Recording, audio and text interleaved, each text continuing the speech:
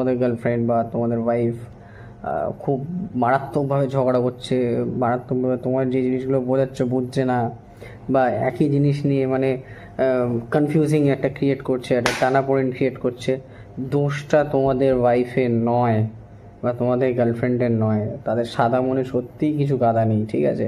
Actually আমি পাশে শুয়েছিলাম আমার ওয়াইফের, তো আমি কোনোদিন ওইভাবে দেখি না, আজকে দেখছিলাম রিলস দেখছে, ঠিক আছে?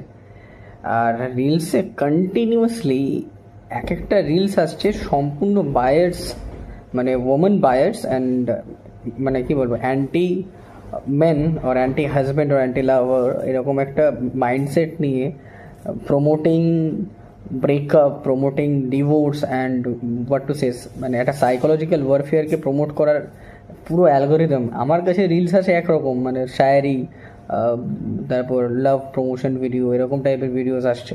বাট শুনছিলাম মোটামুটি এই ইনস্টাগ্রাম রিলস মানে ঝগড়ার পরে যদি কোনো মানে কেউ যদি তোমাদের গার্লফ্রেন্ড বা ওয়াইফ খুলে দেখে একবার, ভাই 2-3 দিনের জন্য সম্পর্ক বন্ধ, একদম পাক্কা ডিভোর্স হয়ে যাবে যদি কন্টিনিউয়াস চলতে থাকে এত manipulative reels.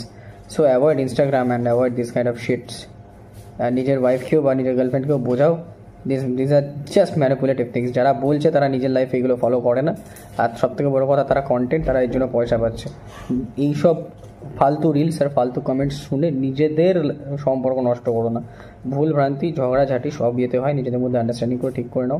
Communication is the কি, নিজেদের মধ্যে কথাবার্তা বলো, বাট এরকম ঝগড়া হওয়ার পর এই ইনস্টাগ্রামে ভরসা নিজের গার্লফ্রেন্ড বা বয়ফ্রেন্ডকে ছেড়ে দিও না, ব্রেকআপ পাক্কা করিয়ে যাবে। ভাই আমি পাশে শুয়ে 15টা মিনিট দেখলাম রিলসগুলো, মানে জাস্ট মানে আবার যখনই সেই পয়েন্টে মিলছে না, সেই ডিলটা আবার রিপিট হয়ে যাচ্ছে, ঠিক আছে? যে এইটা আমার সাথে বেশি ম্যাচ করে বললাম, এই ভিডিওটা করলাম, I am serious about it.